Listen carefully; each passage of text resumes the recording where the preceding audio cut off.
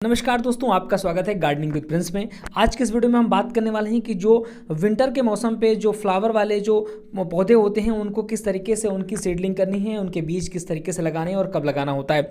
हमने ये एक फ्लिपकार्ट से कुछ बीज मंगाए हुए हैं जो कि विंटर वाले हैं, विंटर के फ्लावर्स होते हैं, उनके बीज मंगा लिए हैं। आपको बताना चाहेंगे इसके लिए आपको जो उपयुक्त टाइम होता है वो होता है अगस्त से अक्टूबर के बीच में आप बीज बो दीजिए, सीडलिंग कर दीजिए, जिससे कि पौधे तैयार हो जाएँ और दिसंबर के आसपास लगभग ये पौधे अच्छे खासे तैयार हो जाएं। क्योंकि होता क्या है कि इसके लिए आपको जो टेम्परेचर चाहिए होता है लगभग 20 से 25 डिग्री टेम्परेचर हो तभी आपको बीज बोने चाहिए। अगर आप इससे कम टेम्परेचर पे यानी कि 18-19 के आसपास इससे कम टेम्परेचर पे अगर आप बीज बोते हैं तो फिर बीजों के उगने की प्रॉब्लम होती है। तो ये हमने यहाँ पर कुछ बीज मंगा लिए, जिसमें से आपका डहेलिया है, आपका सनफ्लावर है, बहुत सारे इस तरीके के हमारे लगभग 60 बीज हमने मंगाए हैं। सारे के सारे बीज इस पर निकल आए हैं। बीजों की क्वालिटी तो देखने में थोड़ा ठीक ठाक लग रही है, बाकी तो बोने के बाद पता चलेगा कि किस तरीके से कौन सा बीज ये होने वाला है। अब आपको समझना ये है कि बीज तो हैं, बीज आ गए आपके पास, अब इन बीजों को किस तरीके से बोना है, इसके लिए हमें कौन सी चीज़ यूज़ करने वाले हैं हम यहाँ पर, कौन सा पॉटिंग मिक्स हम मिलाने वाले हैं, किस चीज़ पे हम इनको बोएंगे, और साथ में ये भी हम देखेंगे कि आप बहुत कम खर्च पे, आपको बहुत ज़्यादा खर्च नहीं करना है, घर पे ही आप आसानी से किस तरीके से उगा पाएंगे। और उसके लिए आपको अलग से कोई सीडलिंग ट्रे वगैरह लेने की ज़रूरत नहीं है, आपको हम जुगाड़ से बताएंगे किस तरीके से आप बिना सीडलिंग ट्रे के कर पाएंगे। अब सबसे पहले ज़रूरी चीज़ है कि हम यहाँ पर एक अच्छा सा कोकपिट ले लेते हैं। इस्माइली जी ने कोकपिट ले लिया है और ये इसको जो है पानी इस पे डालने वाली हैं, और इनका भी बड़ा मन लगता है गार्डनिंग करने पे, इनको बड़ा इंटरेस्ट रहता है। तो ये कोकपिट हमने ले लिया है। इस कोकपिट को पानी डाल के, इस तरह का ये ब्रिक्स आता है, आप इसको ऑनलाइन परचेज कर सकते हो या फिर आप जो आपके नियरेस्ट नर्सरी वगैरह हो वहाँ से जा करके आप ले सकते हो। ये नारियल की भूसी से बना होता है, ये नारियल का एक तरह से बुरादा कह सकते हैं, जिसको प्रेशर डाल करके इस तरीके से बना के रख दिया जाता है। लगभग ये 1 kg का था। आप इसको डालेंगे तो लगभग बहुत सारे, कम से कम 5-6 kg तैयार हो जाएगा। 1 kg में ढेर सारा ये भर जाता है। तो ये जब इसको पानी आप डालते हैं तो बहुत सारा ये फूल करके बड़ा हो जाता है। इसके अलावा आप जो नारियल की भूसी आती है, अगर आप उसको चाहो तो उससे आप घर पे भी बना सकते हो। जो ऊपर का छिकला होता है उसको निकाल करके नारियल का, उससे आप घर पर भी बना सकते हो।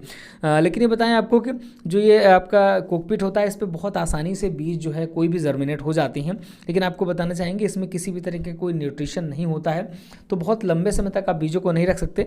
अगर आप चाहते हैं कि आपको थोड़ा सा लंबे समय तक अपने बीजों को रखना है तो आप उसमें कुछ वर्मी कंपोस्ट वगैरह भी, यहाँ पर देखिए हमने सीडलिंग ट्री की जगह पे ये जो प्लास्टिक के ग्लास आते हैं वो ले लिए। छोटे से ग्लास, जो आइसक्रीम वाला ग्लास है वो ले लिया है छोटे साइज़ का, और इसके अलावा कुछ हमने लंबे बड़े ग्लास भी ले लिए हैं। और इन पे सबसे ज़्यादा ज़रूरी होता है, पहले अगर आप इस पर सीडलिंग करना चाहते हैं तो इन पे आप नीचे एक छेद जरूर कर दीजिएगा, क्योंकि अगर एक्स्ट्रा वाटर ऊपर गया तो फिर आपका जो बीज है वो सड़ जाएंगे और बीज बन नहीं पाएंगे, पौधे नहीं बन पाएंगे उनसे। तो इसको क्या करेंगे हम लोग, चलते हैं इसको थोड़ा सा यहाँ पर, जैसे हमने पेचकस गर्म करके इस पर हम छेद कर देते हैं। तो इस तरीके से आप एक साथ 8-8, 10-10 रख के छेद करते चले जाएंगे। तो इससे क्या होगा कि ड्रेनेज बन जाएगा, जिससे कि आप अगर बीज जो है आपके डालेंगे तो वो आपका सड़ेंगे नहीं। अब हमने क्या ले लिया यहाँ पर, पॉटिंग मिक्स से सारा हम ले लेते हैं। ये यहाँ पर कोकोपिट है, ये इतना देखिए, इतना सारा कोकोपिट तैयार हो गया हमारा, ढेर सारा। तो ये हम कोकोपिट ले लेते हैं और इस कोकोपिट पे हम क्या करेंगे, इस पर हम थोड़ी सी यहाँ पर मिलाएंगे वर्मी कंपोस्ट मिलाने वाले हैं, और साथ में हम मिलाने वाले हैं थोड़ी सी नीम खली। नीम खली से क्या होता है कि उस पर किसी भी तरीके का फंगस वगैरह नहीं लगता है, जिससे आपके बीज के ख़राब होने के चांसेस नहीं होते। और आगे अगर आप इसको कुछ दिन तक अगर रोक के रखते हैं, थोड़ा सा बड़े हो जाते हैं पौधे, तो पौधों को न्यूट्रिशन भी मिलता रहता है। तो इसमें हम वर्मी कंपोस्ट को मिला लेते हैं। हमने वर्मी कंपोस्ट यहाँ पर डाल दिया है, और यहाँ पर वर्मी कंपोस्ट इस हिसाब से रखिएगा कि जो आपका ये कोकोपिट है उससे थोड़ी सी कम मात्रा में, लगभग 20 से 25% के आसपास रखिएगा, बहुत ज़्यादा मत मिलाइएगा। और इसके अलावा आप इस पर साथ में थोड़ी सी यहाँ पर नीम खली हम डाल लेते हैं, और नीम खली को मिला लेंगे, जिससे कि उस पर न्यूट्रिशन वगैरह उसको मिलता रहे और किसी भी तरह का फंगस वगैरह ना लगे। अगर पौधे लगाने में थोड़ा सा लेट हो जाती है तो कोई दिक्कत नहीं होगी। तो इस तरीके से इसको अच्छे से हमें मिला लेना है, अच्छे से मिक्स कर लेना है। बहुत ज़्यादा इसमें दाने नहीं रहने चाहिए। और जो आपका नीम खली है उसका चूरा मिलाइएगा। नीम खली बड़े पीस पे हो तो बिल्कुल उसको पीस करके चूरा कर लीजिएगा। तो हमारा पॉटिंग मिक्स तैयार हो गया है, इस पर हम सीडलिंग करने वाले हैं। और ये हमारे पास वो ग्लास हैं जिन पे हमने नीचे से छेद कर रखे हैं। इस पे हम यहाँ पर ये अपना जो भी मिक्सर हमने तैयार किया है इसको हम भर लेते हैं। हमने मिक्सर तैयार करके ऐसी जगह पर रखा हुआ है जहाँ पर हल्की सी रोशनी आती है। इसको इस बात का ध्यान रखिएगा, धूप वगैरह पे नहीं रखना है। और इस्माइली जी देखिए भरने में लगी हुई हैं, फटाफट सारे काम पे आगे आगे कर रही हैं। इनको बड़ा मज़ा आता है सब करने पे। तो जल्दी जल्दी देखिए भर के तैयार कर, और इस पर हम लोग बीज डालने वाले हैं। तो इस तरीके से हमने ये सारे तैयार कर लिए हैं, और ऐसी जगह पे रखिएगा जहाँ हल्की सी रोशनी आती हो, लेकिन धूप पे नहीं रखना, ये बात का ध्यान रखिएगा, क्योंकि धूप पे रखेंगे तो ख़राब हो जाएंगे। इसके अलावा भी यार बीज इस पर बोने के बाद भी इसको अगर चाहें तो आप पन्नी से ढक सकते हैं, तो बहुत जल्दी उसमें अंकुरण हो जाता है। अभी हमने सारे बीज निकाल लिए हैं, और इनमें से एक एक बीज हम निकालते जाएंगे, और उनके नॉमिनेशन के लिए ये जिस पे हमारे साथ इसमें स्टिकर आया उसको रख देंगे। और हमने सोचा हुआ है कि कुछ यहाँ पर लकड़ी की डंडी ले रखी है जो कि आइसक्रीम वगैरह पे लगती है, तो उसमें मार्कर से आप लिख करके भी इस पर लगा सकते हैं, जिससे आपको बाद में पता चल सके कि किस पौधे का बीज यहाँ पर उगा हुआ है। तो इसको हम निकाल लेंगे। निकालने के बाद हमने सोचा है कि इसमें दो दो जो ये ग्लास हैं, दो दो ग्लासों पे एक एक तरह के बीज बो देंगे। कुछ एक बीज उसमें उगते हैं, कुछ ख़राब भी हो जाते हैं कभी कभी।